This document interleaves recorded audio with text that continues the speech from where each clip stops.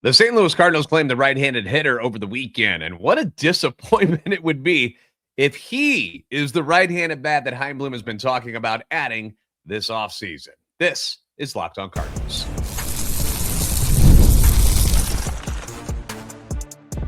You are Locked On Cardinals, your daily St. Louis Cardinals podcast, part of the Locked On Podcast Network, your team every day.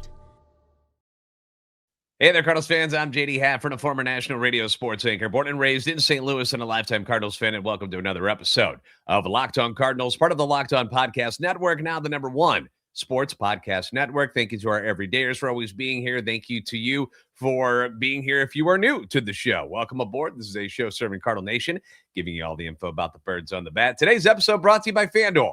The winter games are on, and there's no better way to follow them than with a bet on FanDuel. FanDuel, play your game. On today's show, we had a major trade involving the Milwaukee Brewers from the NL Central with our buddies up in Boston. Red Sox continue to wheel and deal, so we'll talk about that one. A couple of former Cardinals are now on the move to new homes. One of them is actually coming back to the division. But we start today discussing the move over the weekend involving the Cardinals and their search for a right-handed hitter. On Friday, the team announced that they've claimed right-handed hitting third baseman Bryan Ramos off waivers from the Baltimore Orioles. Now, it's about as unsexy a move as you can make, but it's on brand for what the Cardinals have been doing this offseason. Younger players, low risk, high reward possibilities. Ramos was immediately added to the 40-man roster, which takes up the spot vacated by Brendan Dohm when he was traded last week to the Mariners. So who the heck is Bryan Ramos, and why should you care? Well, Ramos is only 23 years old, so that's good. Big guy, 6'2", 225, out of Cuba, Havana, and originally signed with the White Sox as an international free agent in July of 2018. And by 2024, he was rated as the number 3 overall prospect in Chicago's farm system by MLB Pipeline. Baseball America had him at number 3 and number 4 in back-to-back seasons. He was behind guys like Colson Montgomery and Noah Schultz, who are two of the guys that, you know, the Sox are banking on to be studs for them. So it's not like he was floating around in the mid-20s somewhere and was just kind of an afterthought. They expected him to be really, really good. Scouting report on him initially by Pipeline said that though he's aggressive and repeatedly has been young for his leagues, Ramos has shown the ability to hit the ball hard, drive it in the air throughout his pro career. His right-handed stroke has bat speed and loft and combines with his strength to create at least plus raw power, and he's able to tap into most of it. He has enough feel for the barrel to become an average to solid hitter as well, if he can curb a tendency to chase pitches out of the strike zone, though that remains an issue. Now in 2022 at high A, double A, smacked 22 bombs, drove in 86 in 120 games. Great numbers, right? But those numbers have never been reached again since that point. He was good enough at AAA to get a call up to the team in 2024. In fact, he made his major league debut against the Cardinals at Busch on May 4th. He's appeared in 36 major league games thus far with Chicago over the last 2 seasons, has stolen 80 career home runs and 560 minor league games in their system, including 16 last year at AAA Charlotte. But it is safe to say that he has not blossomed into the guy they thought he was going to be. Baseball America's scouting report on him from just last year went like this. Ramos has continually faced questions about his hit tool and still whiffs plenty on breaking balls out of the zone. He struck out at a rate of just over 20% at both minor league stops, along with a 35.7% miss rate against breaking balls. His swing is stiff and needs to have more impact. With too much internal rotation, he can't get his hands through the zone, and he gets jammed. His average power will play when he controls the strike zone better and draws more walks. He's an average defender, adept at coming in on balls and making plays down the line with enough arm for the position. He's an average runner now, but may slow down as his body matures. You know, just a couple of seasons ago, he seemed like he was going to be the future third baseman on the South Side. But things changed, and he got designated for assignment and sent to the Orioles for our guy cash considerations on February the 1st. There's Cash, looking good as always. He's been busy this year. So basically what happened, he goes to Baltimore. They try to slip him through waivers because they don't want him on the 40-man. and the Cardinals pounced on him. That's really what took place. It's not that Baltimore didn't want to keep him. They just were trying to slip them through waivers so that they could get him off the 40-man, but still have him in the organization. Cardinals probably going to do the same.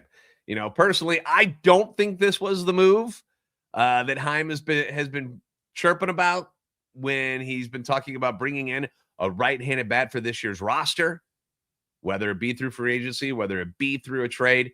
This seems like a similar move to what Baltimore was trying to do, that it's going to be a depth move. And if they can keep him and he stays with the organization, it could work out great. If it doesn't, no big deal. No big loss. He's out of options, so that's an issue. So most believe the Cardinals will just try to slide him through the waivers. Hope he doesn't get claimed. He's got less than 3 years of service time. So, and he's never been previously in his career, he's never been outrighted. So he wouldn't have the right to elect free agency if the Cardinals did send him back down, if you were to clear waivers. But if they can hang on to him, cool. Send him to Memphis. Let him develop further if they can hold on to him, But for now, he's going to be on your 40-man. He's at age 23. Super young still. Super young. I mean, we're talking about the same age as, Mason Wynn and J.J. Weatherholt here. This is not some old guy. Maybe the Cardinals saw something and can help him get back on the path that had him as such a highly touted prospect just a couple of seasons ago. But it's certainly a long shot, right? Like, this isn't something that I think that the Cardinals are banking on to help them in 2026. At least I hope not. Because if that's the case, then this is a massive letdown from what the Cardinals could probably get to help them out here in 2026. Remember, they've said repeatedly, the goal is not to just tank and be terrible this year. They still want to compete. They still are trying to win baseball games. They're just doing it with a younger core. And that's how they want to move forward. I understand that. But at the same time, you have a spot here where you're looking for a right-handed bat that could add some thump to this lineup, and Ramos has not proven that he can do that whatsoever at the major league level. So that makes me want to move forward and talk about something else. Another guy. I want to go back to the name that John Denton brought up last week, and that's Phillies outfielder Nick Castellanos. Could he be the solution for that right-handed bat that the Cardinals need or want? We'll talk about it next on Locked On Cardinals.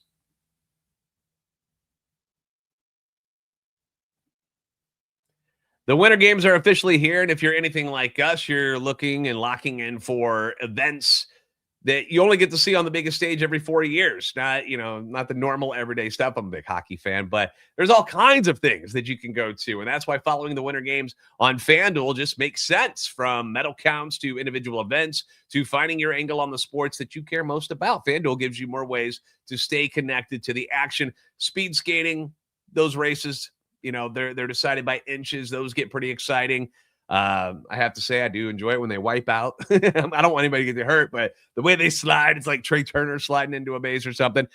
Team USA hockey, obviously, is going to be huge for us. The women are going for their third gold medal, while the men are trying to win gold for the first time since that 1980s Miracle on Ice year. But this year, we got the NHL guys who are on the roster for the first time since 2014. So hopefully they put on a good show. Curling, admit it, you love it. You can't turn it off. I'm right there with you. You've got the alpine skiing we're watching now, bobsled and luge stuff, which is insane. Figure skating. I mean, it's all there. FanDuel keeps the entire Olympic experience engaging from start to finish. So the winter games are on, and there's no better way to follow them than with FanDuel. FanDuel, play your game.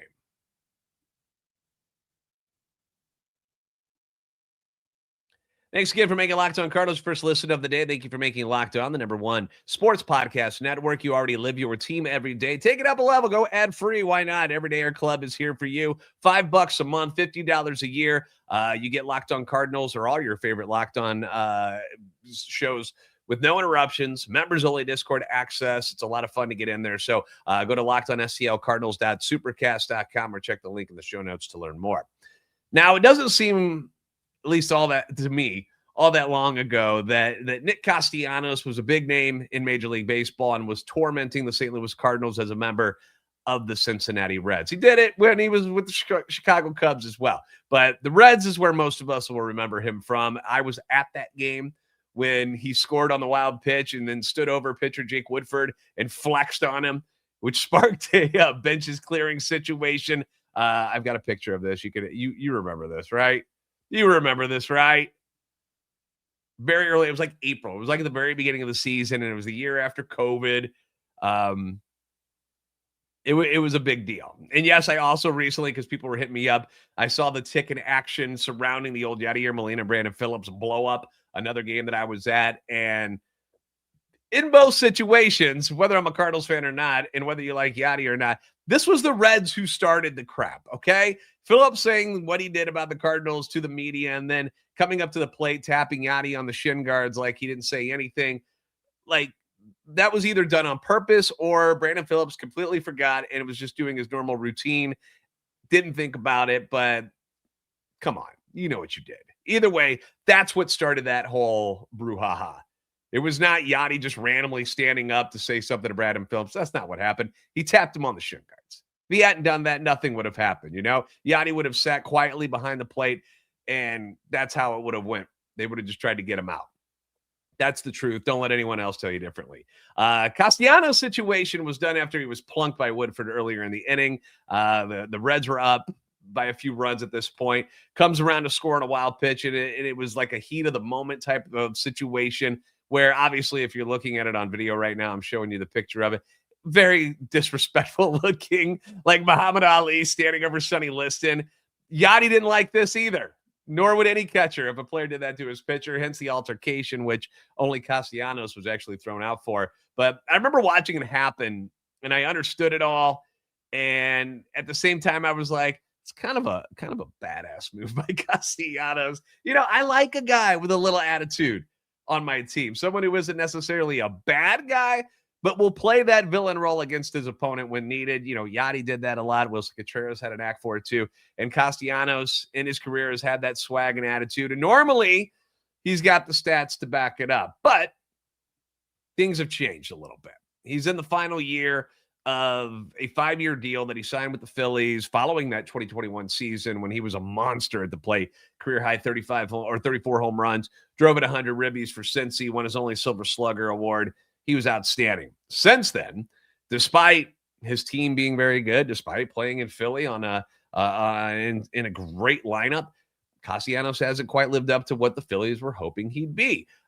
Didn't have a great year at all that first year with Philly. It was pretty down. 2022 wasn't great, but then he had two, very good years, 29 and 23 home runs, RBI totals of 106 and 86. Solid stuff. But last year, the numbers fell down again to 17 home runs and 72 RBIs. Defensively, he's never been good, ever, which made many believe that the Phillies were going to try to move on from him this year. They've made some other, changes in their outfield, and it just seemed like Castellanos was going to be gone. Well, as of right now on Monday, he is still a member of the Philadelphia Phillies and is set to make $20 million this year. And when John Denton was on with me on Friday, he brought him up. He was just like, I'll give you a name. A right-handed hitter that the Cardinals should look at, Nick Castellanos. And the first thing that popped in my head was, hold on a second. 33 years old, declining numbers, bad defensively and expensive. What the hell would the Cardinals want to do with Nick Castellanos? Why would they want him? But John points out that if you can get somebody like Castellanos, get him for pennies on the dollar in his walk year, which, let's be honest, guys tend to be ultra motivated in that final year before free agency. Could use him at DH, you use him in left field when Newt's out, and you just kind of see what happens. Now, the Phillies, they could just DFA him. If they don't find a trade partner, nobody would claim him at that price of $20 million. So that would put Philly in charge of almost all the salary, and the next team would be on the hook for the prorated league minimum. So it would cost virtually nothing. Another question, when considering something like this, okay, is would Castellanos really be a good fit for what the Cardinals are trying to do, which is going younger, giving more opportunity to younger guys? Is he the guy that they would want as a veteran presence? I think all of us agree that we feel like they need a little bit of veteran presence in there to kind of help them. I mean, I get it. The coaching staff's supposed to be there for it too, but having some players on the roster as well that could lead is a good thing. Is he the guy though that you would want leading that group, like setting an example for that group? I don't know the guy. People loved him in Cincinnati. I've met his parents before and they were super awesome, but is he the right personality fit for this Cardinals team? Also, keep this in mind too. Are the Cardinals willing to give him the at-bats that he would want to keep him happy so that he can improve his worth for his upcoming free agency or to get acquired at the trade deadline by a contending team if the Cardinals decide to flip him or aren't good enough to make the playoffs? My gut says no. My gut says no. But I thought I'd revisit it just because John and I very briefly got a chance to talk about it due to the time constraints we had on last week's show. I still like Randal Grichuk for the money. For my money, that's who I want to roll with. I like Randal Grichuk. Been in St. Louis before. I'm not sure if he wants to come back to St. Louis or is looking for a better opportunity someplace that would give him more at bats. Because that's the situation too. You got to find somebody who's cool with platooning, because that's what it's going to be. They're going to want Jordan Walker to play every day. You're going to want to have Victor Scott in there 85% of the time. Left field with Newt. Newt can obviously move around all three positions, but he's hurt right now. So you need somebody who can platoon when he gets back and is okay with that. And that's probably a tough pill to swallow for some of the veterans, but some of them get it, and maybe Randal gets it. I don't know, but he fits what they're looking for, where it's a right-handed bat, ability to play all three outfield spots. I think he can play center field still. I have no idea, but it just kind of makes sense on the Cardinal side for sure. I don't know if it makes sense for Randal Grichuk, if maybe he doesn't want to be a part of a rebuild, but I don't know what the money is that he's asking for, nothing like that. But let me know in the comments section as far as the Castellanos move. Like, if you don't have to pay him hardly anything and you're just getting him from the Phillies for very, very little, whether it's our guy cash considerations, whether it's for a lower minor league guy, would you be cool with a trade that had Nick Castellanos coming to St. Louis? Just for fun, we're talking about it. I don't think it's going to happen. I think it doesn't. I don't think that's something that the Cardinals are going to do. But say you're in the GM chair, Heimblum, you get to play his role. Phillies call you. They go, hey, Castellanos to you for almost nothing. What do you say? Worth the risk or stupid and unnecessary? Let me know.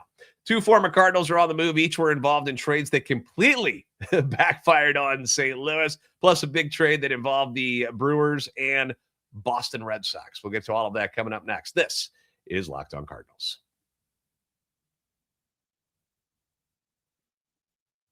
Hiring isn't just about finding someone willing to take the job. It's about finding the right person with the right background who can actually help your business move forward in the right direction.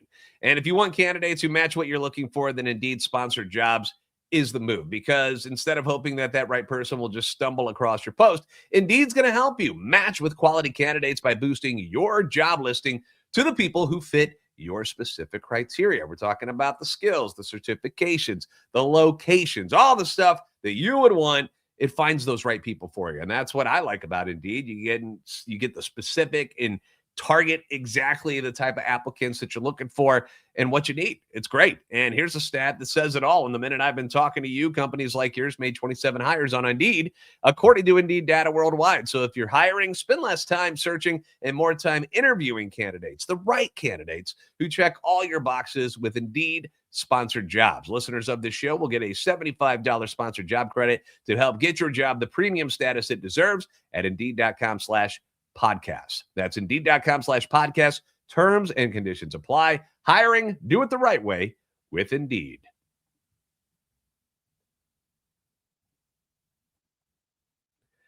Thanks again for making Locked On Cardinals your first listen of the day. Thank you for making Locked On the #1 sports podcast and network. Now, when I say the names, Marcell Ozuna and Eric Fedde, some Cardinals fans might feel a cold shiver down their spine. I don't blame you, because those are two of the guys that the team and fans had high hopes for at one point or another, and neither of them panned out the way that any of us wanted it to. I remember the day the Marcell Ozuna trade went down. I was in my kitchen, and it happened, and I was like, oh, no way. Coming off that monster year in Miami. And at first, when you look at it, I was like, oh, okay. Well, we gave up some prospects there. But hey, you got to give to get, right? 2017, in exchange for future Cy Young Award winner Sandy Alcantara and future Cy Young candidate and all-star Zach Gallen, among some other pieces that were involved. But those were the two big names. Ozuna comes to St. Louis. We're all excited for it. We're like, all right, now we got that masher in the middle, and that is not what we got. Instead, over 2 seasons, he had an average of 262 and averaged 26 home runs and 88 RBIs with an OPS plus of 107. Respectable numbers, okay?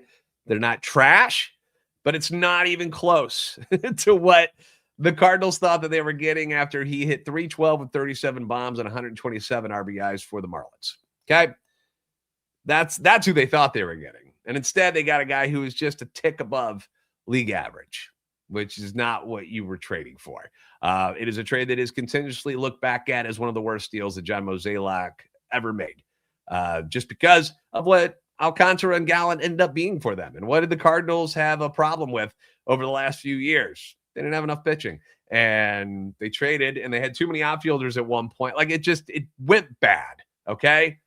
And to throw salt on the wound, after Ozuna's 2 seasons, the type of seasons that he had with the Cardinals, he goes on to the Atlanta Braves and has 3 huge seasons with them.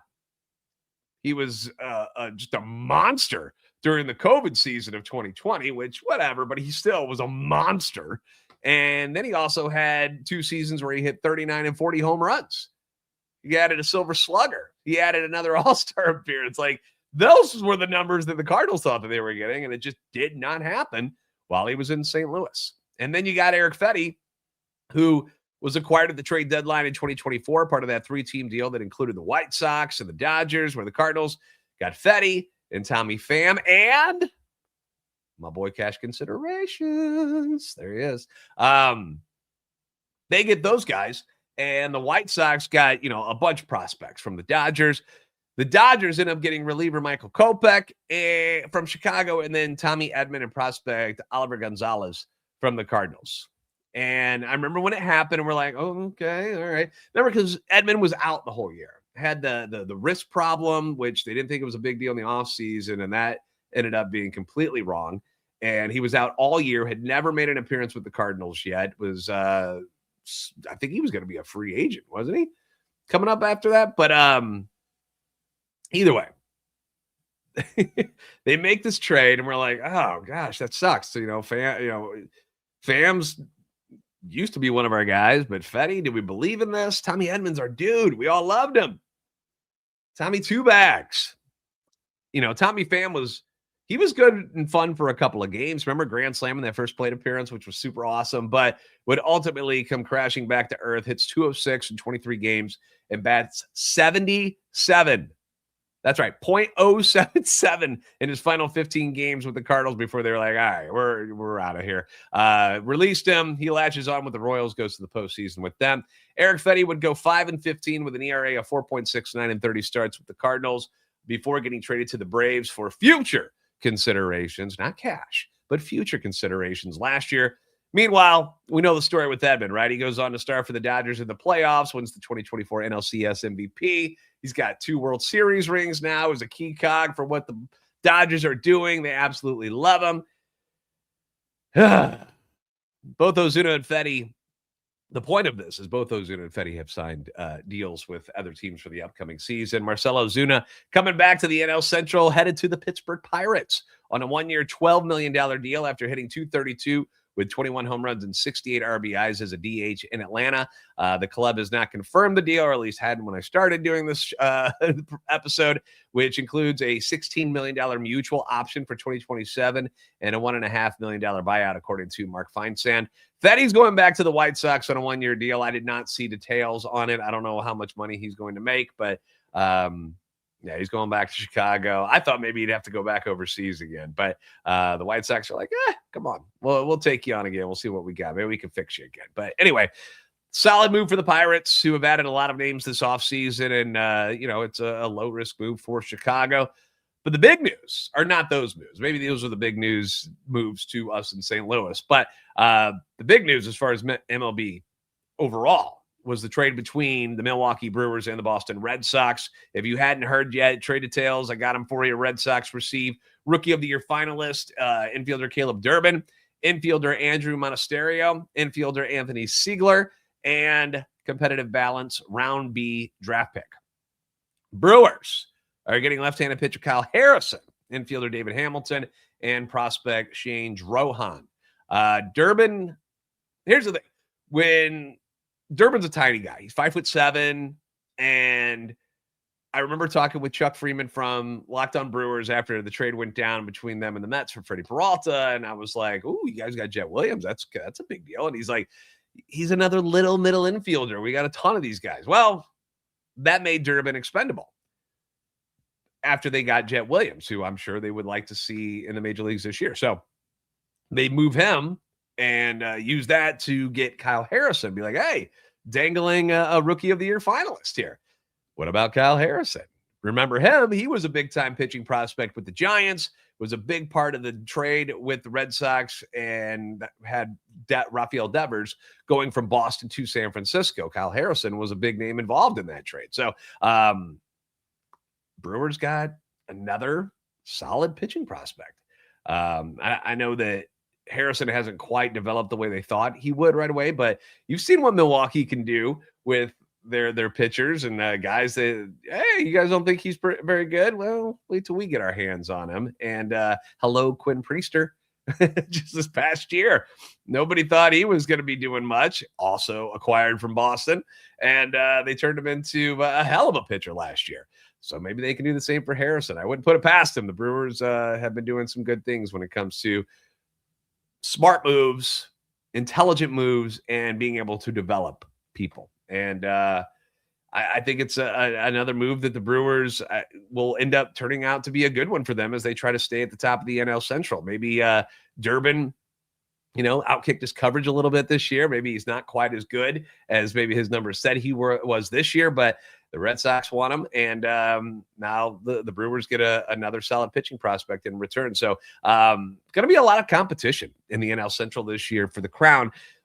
Everyone not named the Cardinals has really got a shot at winning the division this year. Sadly, Cardinals aren't really trying to improve their team for 26. It's all about the future. We know this. We've accepted it.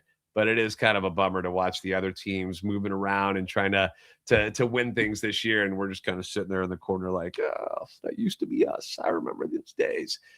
We'll get it back. We'll get it back. In Heim, we trust. All right. Thanks for making Locked On Cardinals your first listen every day. If you haven't already, give us a follow on X at LO_Cardinals and at JD Sports Radio. You can find us on TikTok and Instagram at Locked On Cardinals. Like, subscribe, YouTube, help our channel. Love for the Cardinals grow. Pushing for 14,000 subscribers. Would love to have you on board if you're not already. If you never miss an episode, make sure you check out that Everydayer Club built for you, ad-free, members-only Discord access. Locked on STLCardinals.supercast.com to join the club. Going to send you to the first ever 24/7 National Locked On Podcast Network YouTube channel from a video guys out there. For the audio, make sure you're checking out Locked On MLB with our guy Sully. You're the best fans in baseball for a reason. We'll see you next time on Locked On Cardinals.